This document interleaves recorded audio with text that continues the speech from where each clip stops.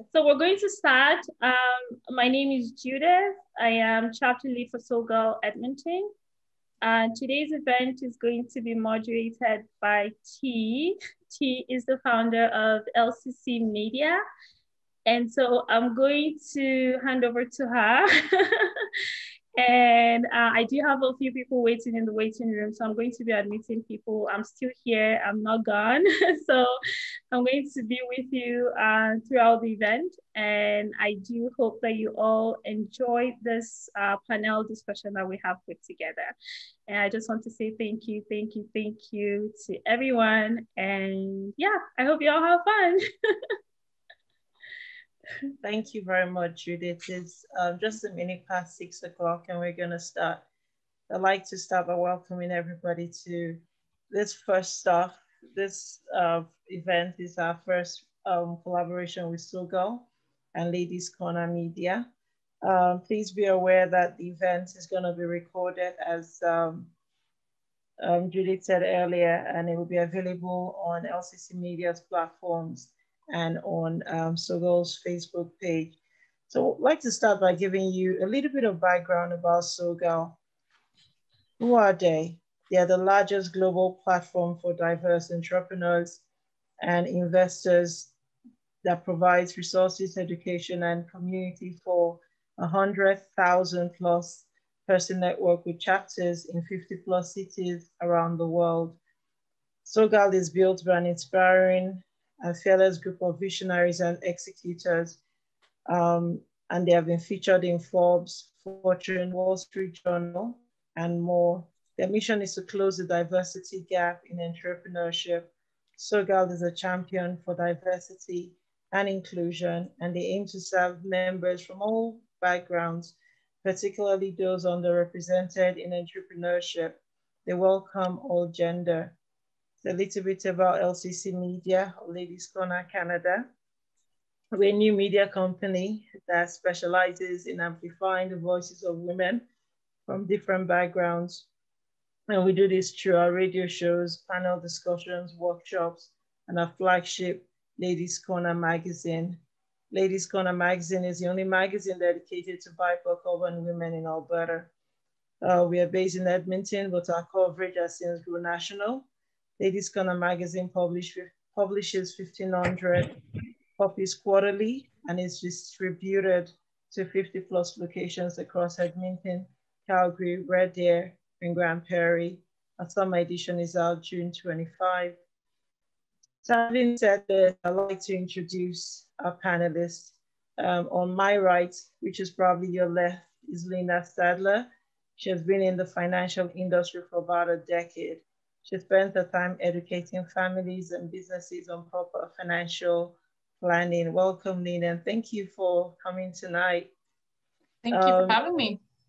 Coach Maiden is a financial coach based in Edmonton. He works with families and individuals to help them go from financial insecurity to a place of financial security. He's certified and licensed in Alberta. He serves Ontario and Northwest Territories as well. He has been in the financial industry for over 5 years. You're welcome, Coach Maiden. Thank you for having me. And the last but not the least is Radhika. Radhika Gauthier is the owner of the Gauthier Professional Corporation. She's an entrepreneur at heart. She enjoys helping other Edmonton entrepreneurs stay on track with tax and financial side of their business. Radhika has been in the financial industry for over 11 years. I'd like to say welcome, Radhika. Thank you again so much for joining us tonight. Thank you. Okay, so let's get on with it. So we're going to start by looking at bank accounts and understand that our panelists, you all experience, but you've also come with different angles. So please answer to your strength.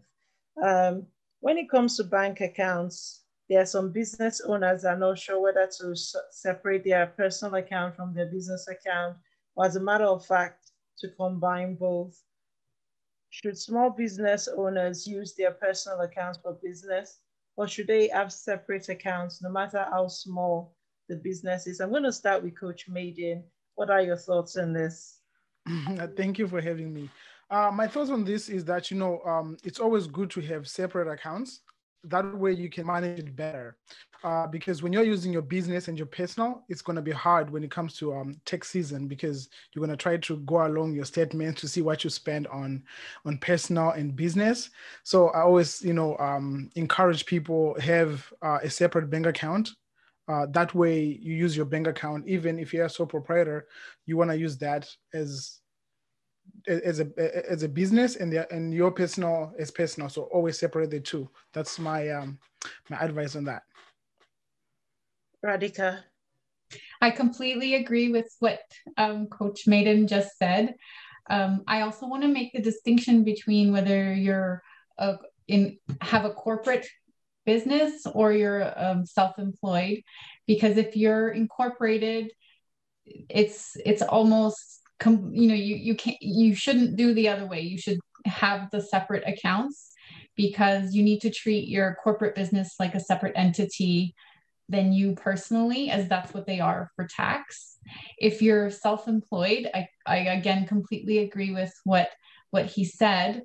But you could have one account if your bookkeeping system is really good, but overall it's easier if you separate that. Okay, Lina, do you share the same view, or you're going to take a different approach? What they said, it really is a lot more simple when you have it separated, right? Because sometimes if people have, the same bank accounts for everything, if, they need some, they tend to dip into there and things just get messy. So I always prefer having everything separate, because then you can track it separately as well. And just make sure what is going to the business actually goes there, and vice versa. I suppose my follow-up question is, if you're indeed a very small business, like you're a one-man band, you're maybe even what they call a sole trader, a sole proprietor, would you still separate your accounts, or everything will be a mishmash?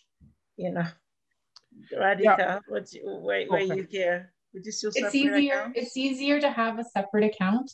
Okay. And it doesn't necessarily need to be a business account where you have to pay higher fees. You could still set up a separate personal account, but just use it for your business only, and not intermingle personal and business transactions. Okay. Now, all the banks have different rates for different bank accounts that you have.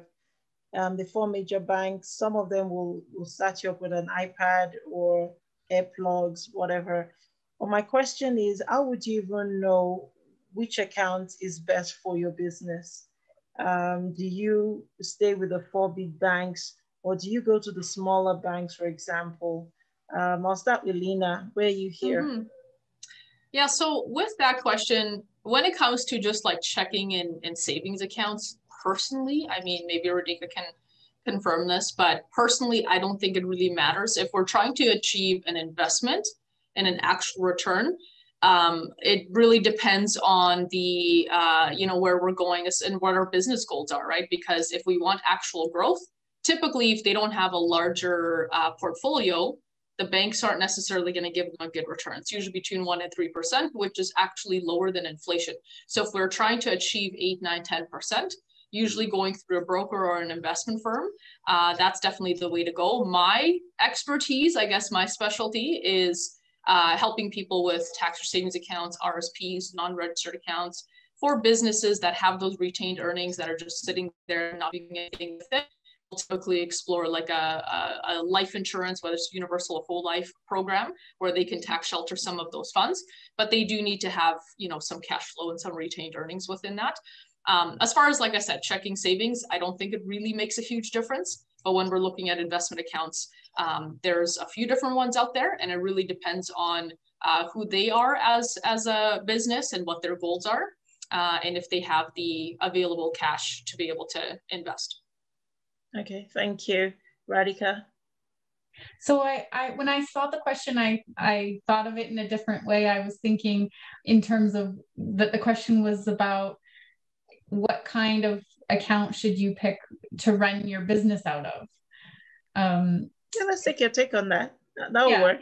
Let's not put my spin on it, but that'll work, yeah. Yeah. So where my train of thought went was, depending on what kind of transactions you have in your business, like whether you're writing tons of checks or you're doing a lot of electronic transactions, you would pick the bank service fee that would go with that. So for someone who's just getting e-transfers all the time, they might pick like you get unlimited electronic transactions for $5 and that's all you pay. And then you just try to minimize going to the bank, whatever variation of how you run your business. Thank you. And Coach Maiden? Wow, that's amazing. I don't know what to add on top of that. But so for me, I always look at if you're starting a small business, especially right now with COVID, right? You want to be able to try to make sure you save on those fees, even if it's like $14, it adds up in a long time, right? So if you're a small business and just starting, I would recommend try to get a free banking account where you have unlimited transactions. You don't have to worry about the fees and stuff, because if you're a sole proprietor, you're going to use your name anyway. So you might as well just get some free services while at least you're building your business until you can actually start affording to go to the big banks. That's what I think. If you're just joining us, welcome to SoGal and LCC Media's event, talking about your business pretty much in you. And we're going to move on to the next question. Thank you so far, panelists. If you do have any questions regarding your business accounts or your business, you're welcome to leave it in the chat. And at the end of this, our panelists will be happy to take your question. So the next question we have here is, how should businesses prioritize finances in the pandemic? For example, they need to pay their bills, they need to stock up. For those who sell products, how should we be prioritizing our finances? Would you consider us saving more money, or we spend less because there is a lot of economic uncertainty, or you'd want us to just splash out and do what's needful for our various businesses? Radhika. I think this question is so specific to someone's situation.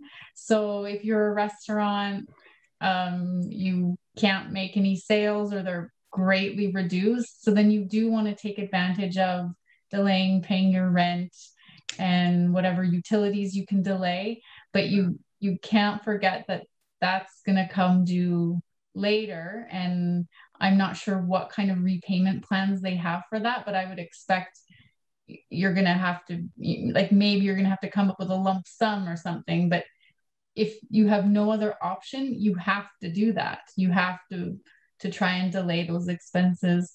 The other things I would think during the pandemic is if you qualify for the government subsidies, like the wage subsidy and the rent subsidy, and there's Alberta government subsidies as well, depending on how much your revenue has dropped. So I try to take advantage of all of those as much as you can, even if you're doing well, because of the uncertainty, you don't know if that will continue. All right, Lina, you're nodding. What would you like to add to that?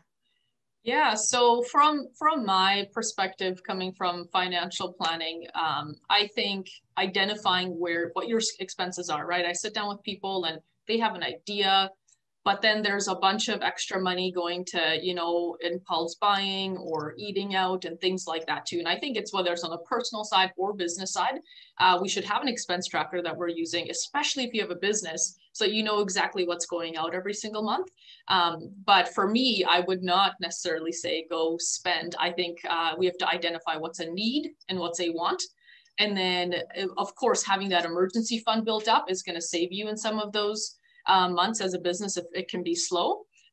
So of course, that's something we're going to talk about a little bit more, but having an emergency fund, very important, so that when we have those downtimes in business, that takes care of it.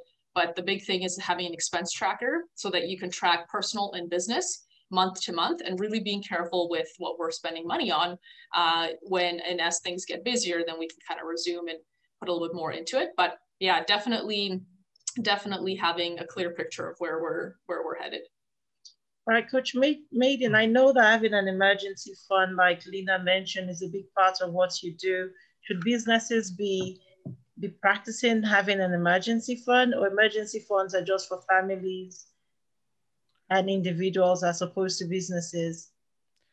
Well, for businesses, it's crucial for you to have a fund, an emergency fund running, because what happens, especially right now, right, with the pandemic, no one knows when we're going to get out or how long it's going to go for. So you want to make sure that you have enough cash. Like I agree with Lina, you have enough cash sitting there just in case you need it.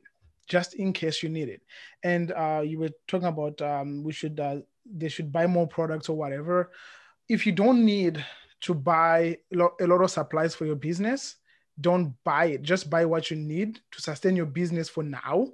And when you need more, you buy it, because if you try to like buy everything and then you don't have any cash in reserve and then your business slows down, you're going to end up facing some challenges whereby you start selling things you don't want to sell. So you want to make sure that you keep yourself above the water, right? Even though we are going through a pandemic, but you want to make sure you set that reserve on the side. So I agree with Lina. Okay, my follow-up question is for Radhika. Oh, your hand was already, okay, no, your hand wasn't up. Radhika, I was just wondering, is there a place we can go to find out more about government subsidies? You mentioned to take advantage of government subsidies for businesses. Is there one place we can go to find out more? For CRA, the Canada Revenue Agency, if you do a Google search like payroll subsidy, wage subsidy, or COVID support, COVID subsidy, there's a whole list that will pop up there. So there's not one place. So for the government of Alberta, you'd have to go to their website and then do a search like the similar kind of search, like COVID support. Yeah. Okay, thank you. If you're just joining us again, I see some new people have just joined us. Thank you so much. We warmly welcome you. We appreciate you attending this with SoGal and LCCMedia, your business and you. So the next question is, what should businesses be doing at this time to keep their financial flow to remain successful and sustainable? I'm going to start with Lina here. What should individuals or businesses be doing to keep their financial flow to remain successful? Yeah, so that's, I think, also very specific to the type of business that you have. My general advice would be, I think it's important as business owners to know what our vision is for our company and what we actually want to achieve. Because sometimes when there's downtimes and maybe it's not the greatest month, some people, they'll like kind of let that negativity almost consume them a little bit. And then, things kind of can tend to go down the hole from there. But I think in that time, it's important to, again, what's your vision? That should be clear. You should have a clear business plan of what that looks like. That also keeps your finances in line when you know what that business plan looks like. But I think in the meantime, it's generating new revenue, right? Connecting with new people, really building your network with more people a little bit more. And yes, we're in a pandemic, but there's a beautiful world of social media, which I love. And there's just so many ways to connect with people. And if we look at what's possible and we look at the good, it's not a specific financial response necessarily, but I think that's really important in a business, right? To really look at the good and what can I do to make sure this is, growing and you're sustaining what you currently have, but making new connections, really mastering your craft, so to speak, in the meantime. I think those things are super important. But yeah, otherwise it's so specific to each business with that question. All right, Radhika? I completely agree with what Lina said, and yeah, it's important to have a long-term focus, because it does seem like it's dragging on, but it will end. Mm-hmm. Okay, thank you, Coach. Wow, yeah, I don't know what to add on that. I totally agree. And the other thing for business right now, we have to adapt, right, to what's going on in the world, right? We're in the world of social media, right? So you must adapt if you were using traditional marketing before, whether you're putting your ads in the newspapers, you want to make sure that you start learning how to go on social media, market yourself, be present. You want to actually identify where is your next client or customer for your product you're selling. Because if you cannot identify that, you won't be able to get in front of those people who's going to be buying from you. And so you want to be visible in all channels, whether it's TikTok, it's Instagram, it's Facebook. There's a lot of platforms you can use to get in front of people. So you have to get good with marketing and sales to make sure that you get in front of your potential clients or business partners. I have a follow-up question for Lina. Lina, you talked about being true to your vision. And my question is, in today's world, you find as a sole trader, what I'm imagining in my head is some sole traders may decide that, oh, I can quickly make a couple of hundreds in that business, they rush there. Then after a little while, maybe I can make a couple of thousands there. Do you find them going in different? How do you stay true to your vision in an uncertain economic terrain? I'm only asking this because you mentioned vision, and yeah. Yeah, and to add on what Coach Maiden was talking about, a lot of like the marketing and stuff, by the way, you don't need to spend money on that, right? Like you can find anything on YouTube these days. And nowadays your social media is your business card, right? In a lot of companies.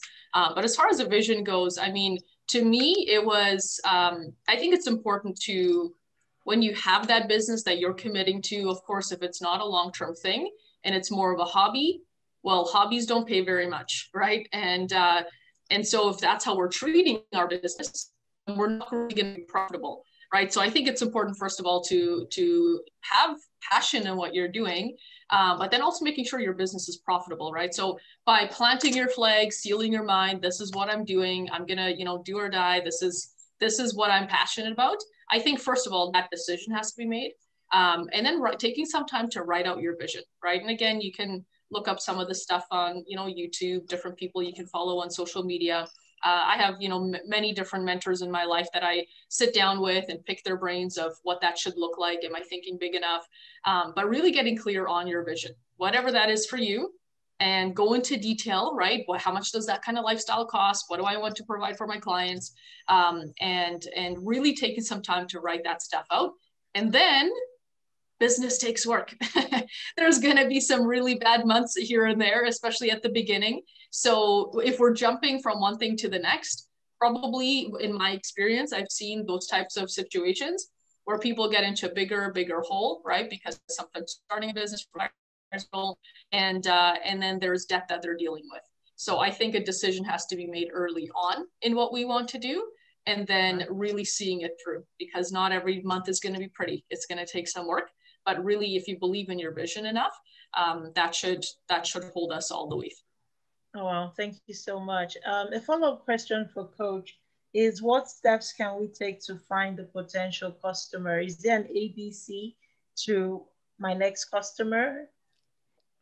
Well, it depends what industry you're in, right? A lot of people think that you need to go buy this software to market yourself, go buy this thing. It's just a matter of fact, like if you know what you're doing for your business, it's just a matter of taking your phone and start talking in it. It's simple. Because what happens is that a lot of people, they get uncomfortable because they feel like, oh, I'm talking to a phone, it's going to eat me or something. No, it's not. That's how you're going to be able to communicate with your potential clients. And the other thing you have to be truthful to yourself, to who you are and what you're doing. That way you get to connect with the person on the other side. So you have to treat social media as you're sitting in a classroom full of people, because behind that profile, there's a person who's running it. So just by getting your phone out and actually start talking into whatever product you're selling, what you're doing, your vision, because the moment you put all that stuff out, right, somebody's listening and somebody will actually come and buy from you. Whether it takes 2 weeks, 3 weeks, 3 months, that's not up to you.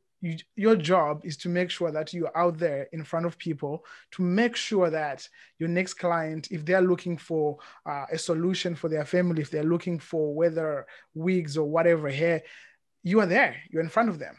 right? So you want to make sure that you're there. So don't think that you have to spend a lot of money in marketing yourself. Just your cell phone. You have a cell phone already and internet. That's all you need. A Facebook account. That's all you need to start marketing your business. Okay, thank you very much, Coach. I see someone has raised up their hand. Okay, yeah. Carolyn, did you still want? Okay, thumbs up. Cheers. Okay, cool. Awesome. You're getting a lot of love there, Coach Maiden. Well, thank you to our panelists. Also, Carolyn. Thank you to everyone who's coming to SoGal Edmonton and LCCMedia's event.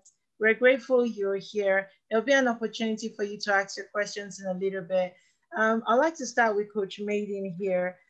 Just this week, the federal government started a loan scheme for Black businesses. This is on top of the loans that we all have access to in the banks. And my question to our panelists is, what is your take on businesses taking loans or seeking loans in the pandemic, in this pandemic? And we're going to start with Coach Maiden. Your thoughts?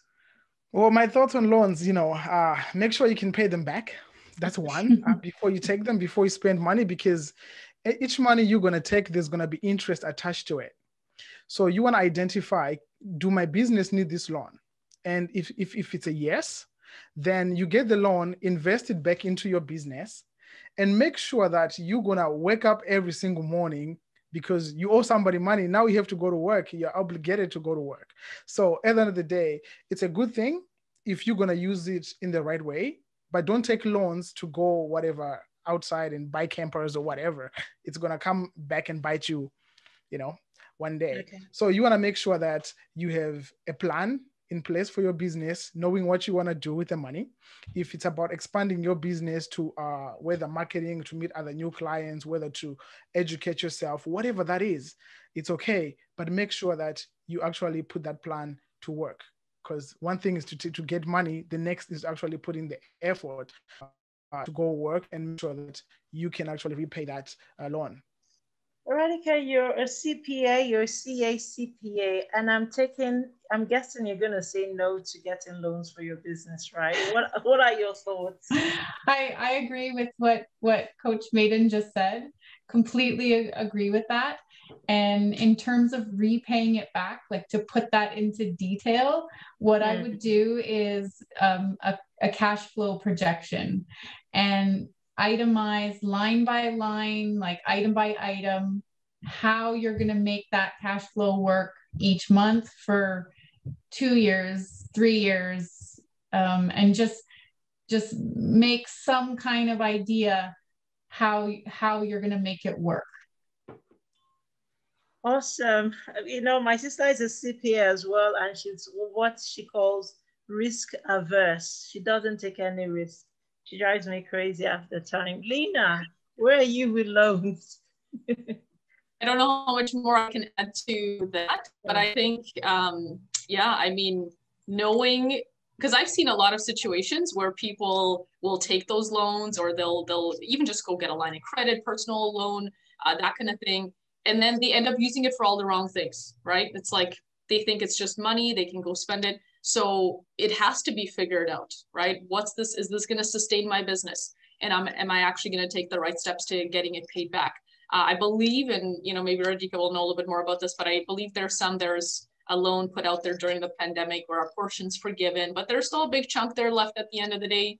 And so it's being really wise with it. My advice is seek counsel, sit down with your accountant, sit down with your advisor and see if it is the right step for you. But it can be a slippery slope for some people if they don't have good habits, right? So going back to the expense tracker, really important to know where our money is going and what it's being used for. Okay, my follow-up question is with Radhika right now, because I see situations in the community when people get the 40,000. I can't remember if it's several, I don't know, my sister knows the details. And then they run into some life difficulty where all that money goes towards paying maybe a medical bill. How would you, because you talked about cash flow projection, how would you advise people who get this big loans floating around and then a life situation happens? Are there insurance for these loans? I don't know. Your thoughts? I would take those loans. The SEBA, it's called the SEBA loan, and they started out with offering 40,000 as long as you pay it back by December 31st. Don't quote me on the date, but I think it's 2022. You get to keep 10,000 of it, so you only have to pay 30,000 back. Then they bumped it up to 60,000, and then you get to keep 20 if you meet their criteria. So in some way, it's a no-brainer to go and get that loan and try to meet the criteria so that you can keep the 10 or 20,000. Of course, you got to jump through the hoops and meet all the eligibility criteria. But yeah, I would go for that loan. If something comes up, like what you were saying, like medical expenses, in that situation, you don't really have another choice. And in an ideal world, you would want to plan ahead and prepare your cash flow plan of how you're going to pay it back. But when something like that just happens, you are left in the moment, and then you will struggle later to pay that back. I don't know what else you can do, because if you need it in the moment, what are you going to do if that's what you have? Okay. All right. Thank you, Radhika. Thanks for your wisdom. Austin has just put in a question there. What motivates you about business? There are three business people, on this panel. So we start with Lina. What motivates you about your business? Well, how much time do we have? I mean, the reason I got into finance was because I came to a workshop, I learned a bunch of stuff, and was like drinking water out of a fire hose, right? It was a lot of information. So I wanted to sit down with my parents to see what they had going on. I was hoping they would just give me the breakdown, like go get some RSPs, do this, this, and that. But my parents didn't really have a plan, and that shocked me because I thought, okay, they're like heading into retirement soon. They should know this stuff. And when I asked them questions, basically when my family first immigrated to Canada about 25 years ago, my parents went to different banks. They tried to understand the whole financial world. And because they weren't necessarily a high net worth client, right? New Canadians, I'm also one of 13 kids. They didn't really have a ton of money set aside just yet.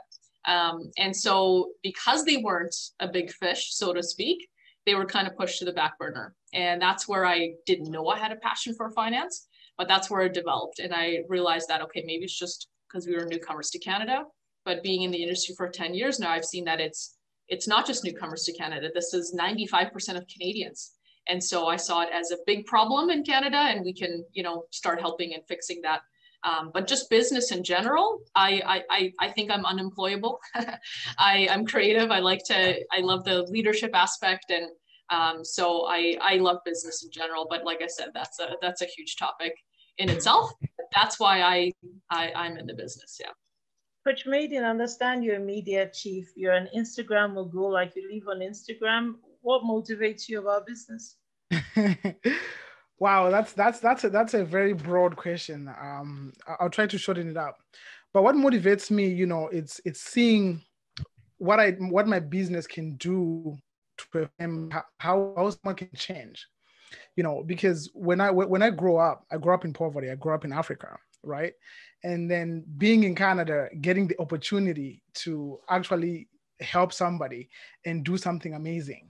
And when you see someone texting you in the morning, like, if it wasn't for you, I would be stressed right now.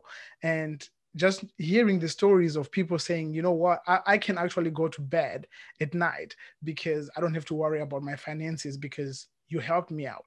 So that's what motivates me. It keeps me going because I want to see my next client. I want to see what I can do. I live for that. Right? I'm like, okay, what is it that I can do to actually making sure that this person, from the day they met me, everywhere they go, they'll be like talking about me somewhere. So that's what motivates me about what I do. Thank you, Coach. Radhika? So I knew I wanted to be in business. Like, I don't know, since I was young. I don't think I was a great employee kind of ever. And I just knew from kind of really early on that I had to work for myself. And when I started working for myself at the beginning, it was so difficult. It probably took me 5 or 6 years of going back and forth, like, what am I doing? I should go get a job.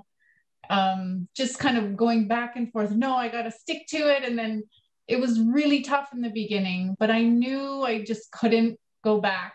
It was like the alternative of being an employee just didn't work anymore. And yeah, now that's long in the past. So yeah, just entrepreneurship is kind of my only way.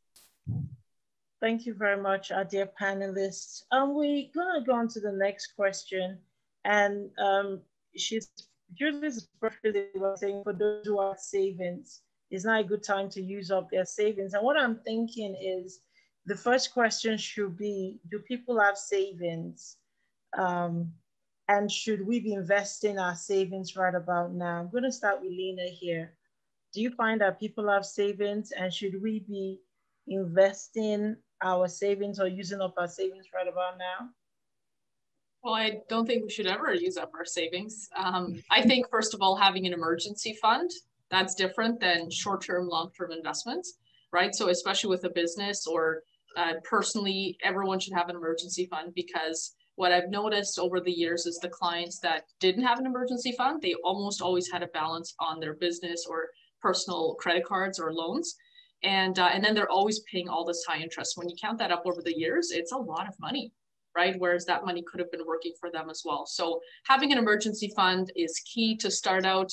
If they have the cash flow for it, I would say right now, because it is, you know, especially at the beginning of COVID, there was definitely a correction in the market, and you want to buy low when it comes to investments, right? Not at the high point. So if they do have the cash flow and it is their account for their longer term investments, I think it's a great idea.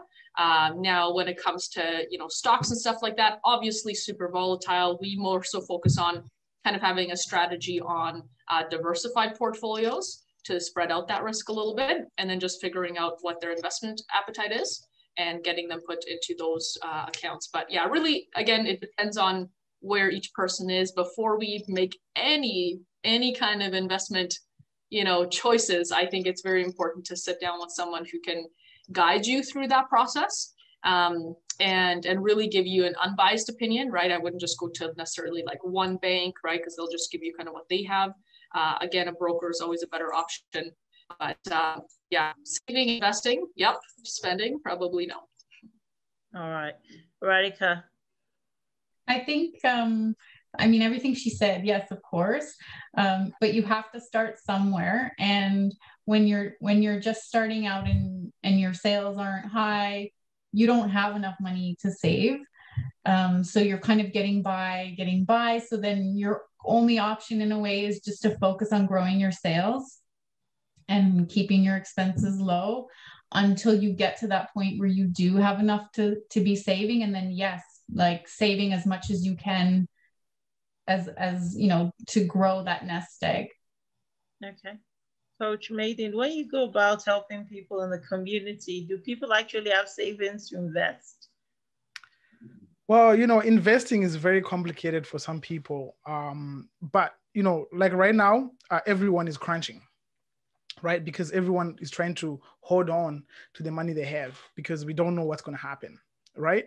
So right now, as a business owner, you should actually think about, okay, you know, do you have the cash flow to even put away, right? And if you don't, can you make more? Because saving is really hard if you don't have anything to save, right? Like you get more stress trying to just put things together. Focus on what is it that I can do to generate more money? What do I need to do? So once you put your focus where it belongs, and sometimes I'll go back to your why. Why are you even in that business in the first place? What value are you bringing to the marketplace? The moment you go back there, it's going to help you to go back to the original reason why you even went into that business. Then you can start creating more sales, and then you can start investing, and then, you know, that's what I think. But people right now don't have a lot of money to save. Everyone is trying to survive. But focus on your sales, focus on what is it that you need to do to keep going forward. Okay, thank you very much. So this is your business, your finances, and you. Please put your questions in the chat and we'll take it when we see it. We're coming to the end. We got a couple more questions to go. How should business owners position themselves financially to meet customer satisfaction and also to remain profitable? Did you get the question, Coach? Yes. Okay, you want to have a go? Well, there are things you can do for your clients which doesn't have to cost you money. Communication, making sure your clients know what's going on with the business, information. There's a lot of things you can do to keep those clients happy without spending money. So you want to focus on that, making sure that, okay, if you are in a people's business, you want to make sure that your clients know what's really going on in the market. You keep them updated. You're present. One of manage because your business is struggling. That's when you want to be out there. That's when you want to be able to put your face out there to make sure that they see you, they know you exist, even though you're struggling. They want to see you. They want to know, right? And then the thing is, even if your business is struggling, it's good. Like, you don't have to go say, oh, I'm in financial whatever situation, but it's good to go connect with your clients. You'll be really surprised to find out that those people can actually help you. And the other thing you gotta do is keep looking for ways to get new business partners into your business, new investments, and all those things. So you want to be able to be out there and still help your clients. So communication. That's what I would say. Don't spend money on it. Yeah. Radhika? I want to give an example from a client of mine. He's a roofer, and he is very successful because his number one focus is making sure that his clients are happy. So if someone complains about something, he will just pay to replace, redo. He'll do whatever the client wants because he knows that most of his clients are happy. They're not going to come back and ask him to redo something. It's a very small percentage. So he will just do whatever it takes for them to be happy enough that they would give a review for him, like a 5-star review saying that he did great, even though something happened. So that to me is long-term profitability. Okay, thank you. Lina?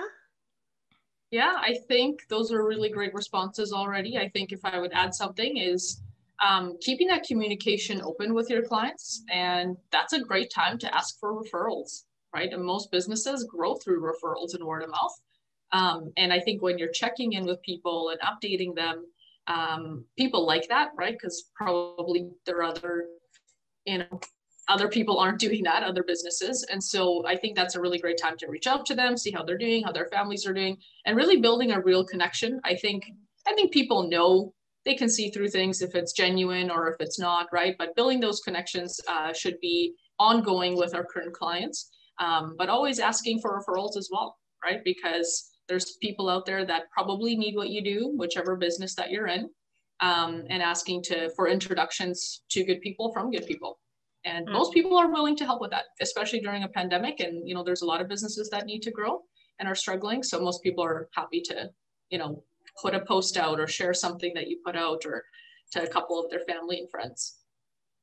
Can I quickly add to that? A good time to ask for those referrals is you send them their invoice, and then you can like you could have a generic email that's saying like, were you happy with the service? Thumbs up, thumbs down. And basically you send the invoice, you ask for the referral, and then get into the routine, and you get a referral or like a Google review or something. Like, you're just putting that out every time you invoice, you're asking for that. Thank you very much. My follow-up question starts with the Coach Maiden. You said keep clients happy without spending dollars. I'm just wondering, in today's world, it's pretty much hard to do anything without spending money. So how do you keep your customers happy on $0? Well, by reaching out to them, emailing. If you email your client, check in on them, you're not going to spend a lot. You're not going to spend money to email somebody, even through via text, right? So couple ways, right? But you want to make sure that you are still visible. You're still out there, right? You don't want to go quiet just because your business is not doing so well. Okay. Radhika, you must see a lot as a CPA. I'm sure you deal with companies and you deal with individuals as well. What are your ABCs of keeping customers happy? Because when you're in the people business, I dare say sometimes it can be, I think maybe a little bit hard, I think, to keep everybody happy all the time. So what are your top tips to keeping clients happy? The first thing that I do is when I get a phone call or an email, like someone's reaching out to me, I make sure that I reply to them within a day, maximum 2 days. So I'm always quick to respond. The second one is if they ask me something that I'm not sure of, I will say that. I will just be honest and say, I'm going to look that up and get back to you. Okay. I think, yeah, that's the main thing. And it is communication. It's like reading them. They're telling me what they're asking for, and I'm making sure that I'm answering those questions. Thank you, Lina. I see you nodding your head. What more would you like to add to this, please? What was the exact question again? I was just listening to her response. I'm like, yeah, that's good. In your line of business, what are your top tips to keeping your customers happy? Is there an ABC to the ultimate customer satisfaction? Yeah, I think for me, I keep some clients, it's just a professional sort of relationship. A lot of my clients have just become really great friends over the years, and I'll have someone like do some housework for me, and like we're on that level, which is really cool. But I think it's just building that genuine relationship with them, and like Radhika said, is getting back to them on time. If you don't know something, people can see if you're bluffing, right? Those kinds of things. But building really at the core of that's building trust and honesty. I think those things, like, people just want to be respected and appreciated and things like that. So for me, I like building personal relationships. Some, it's just their personality. It ends up being just totally professional too. So that's great as well. But I think it's just treating people really well. That goes a long ways. I think that sometimes we underestimate that, but that's the big part. And of course, doing a good job of that you do. Of course, depends on each business, but yeah, I think that in itself has to be important quality. Okay. Thank you, panelists. Now, the big question, almost every business owner is going through one sort of financial stress or the other. What advice do you have for business entrepreneurs here tonight? We start with Radhika. So the first thing is focusing on your sales. If you can increase your sales, everything else falls in line. During a pandemic, when that may not be as easy, or it isn't, is looking for what subsidies you can find. And I've seen some businesses where that subsidy is in a way the only reason they're still okay. And it's cutting your costs, like wherever you can, like even if it's a small, like cutting down your merchant fees by switching provider, like maybe you're not going to save more than $1,000, but do it and try to do that with other areas. Okay. Oh, wow. Thank you very much. That's very clever. Lina. Yeah, that's what I was going to say is making sure we're cutting costs wherever we can temporarily, right? And then resuming those as there's more cash flow to work with. So I think at times to equip yourself with new skills. Again, this really depends on the business that someone has, but I think it's always important to be self-teaching, when it comes to branding and things like that. That's all free information out there, because that can also lead to more clients as well. And staying relevant, right? Staying, in front of people, providing value. I think if we look at it from a social media perspective, is you don't have to necessarily give them everything, all the goods and all the details, but give them bits and pieces of value, and that makes people want to reach out and learn a little bit more about what you do. But that's one of the ways I would say. Thank you very much, Lina. Coach Maiden?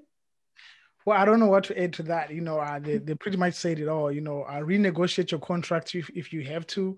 Move services like like maybe your cell phone or a business phone if you don't need it, if you're not using it. Identify things you're not using right now. Some people are not even using their offices right now, right? And if you manage to go through the pandemic without an office and just still making money, that means that you can run, like this, like on Zoom, right? So just identify those things which can bring back that cash flow instead of paying it out just because.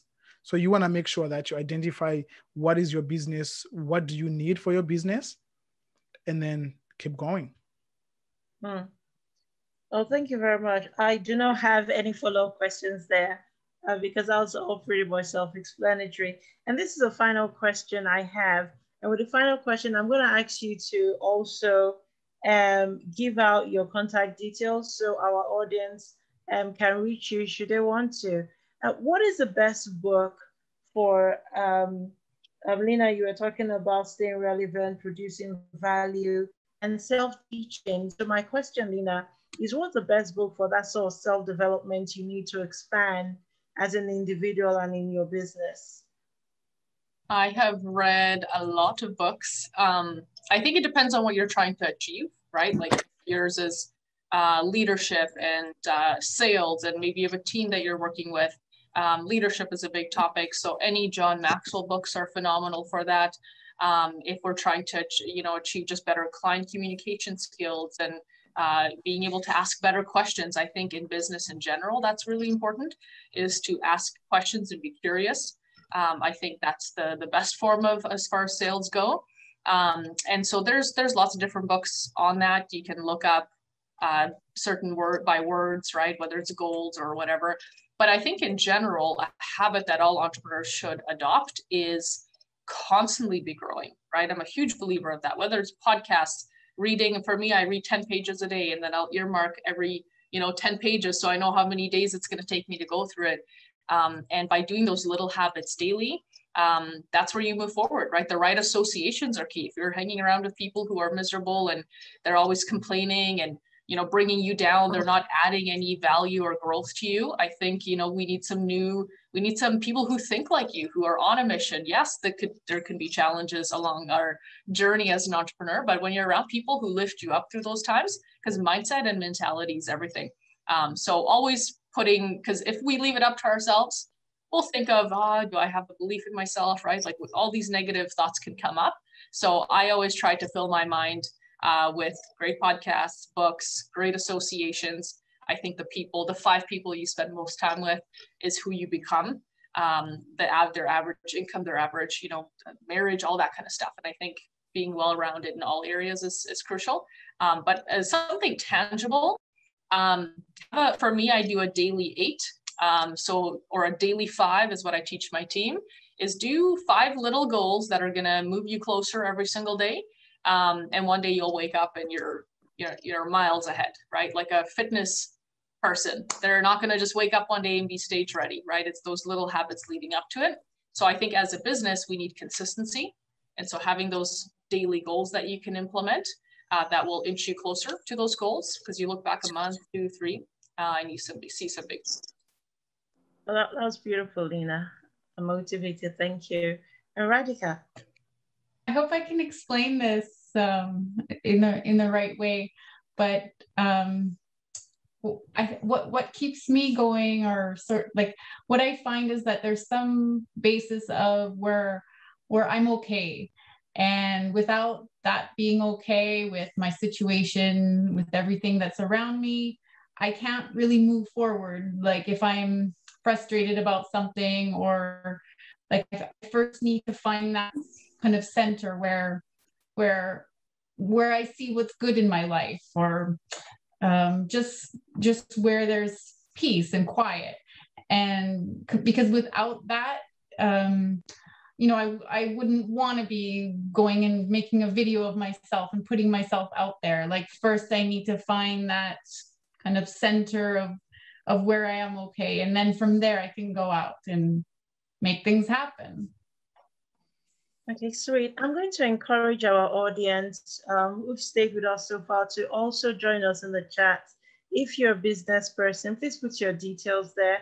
Maybe there are other people here as well who might be interested in what you do. So I'm going to allow, just give you the opportunity, should you want to leave your business contacts as well in the chats before we finish this off. So this has been Your Business, Your Finances, and You.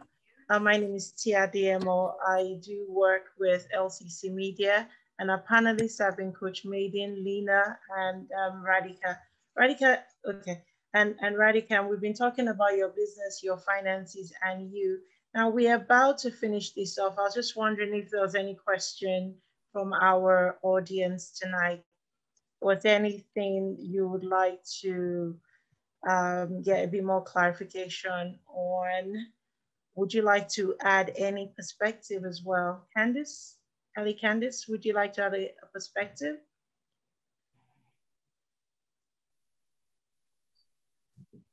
Oh, put me on the spot.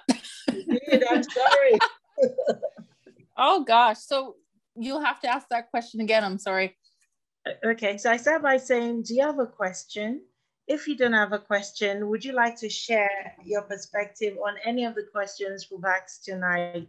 This is the part where it's the open floor. You want to hear what you think so far. Oh, well, I don't know. I tend to listen to Lina because I'm part of her team. Yeah, and I just like her motivation. Yeah, just and I'm new, by the way, so I'm a newly licensed agent. On Instagram, I feel like energy, like yes, yeah. There's just fire coming my way with Lina. But it's true. I'm going to put somebody else on the spot, which is, well, thank you so much, Candice. Donna, all right. You listened attentively. Did you want to share anything tonight? I just thank you for coming together today. This has been very interesting to see different perspectives. And just one of the comments was about, taking loans to help with illness and stuff like that. Being prepared, in life in general makes a big difference when you can have an illness policy in effect, so that, if and when that happens, that loans don't have to be the avenue that you go to look after that, because those loans have to be paid off, and who knows what happens after the illness, right? Whether it, if you'd be strong enough to go back to work, or if your life has totally changed. So being prepared in life, starting early and getting that plan set up is so important. And I don't think we think about it enough. Well, I'm taking notes, Donna. Thank you so much. That's really good. That's really good. Okay, Carolyn, you're gonna have the last word, because I see you agreeing there with Donna, and the energy has been great. What would you like to add to what Donna, what anybody else has said so far? Carolyn? You can't hear because you're mute. Okay, hold on. Maybe I can. Oh, no, I just loved, thank you. I just loved all the information tonight, and just the motivation and just the logical reasoning behind what we do, like why we're doing it, just to help people and get them in a safe spot for anything that could come up upon them in the future. Like, all the experience has been really valuable tonight, and I really appreciate it. It's been great. Thank you so much, Carolyn. Yeah.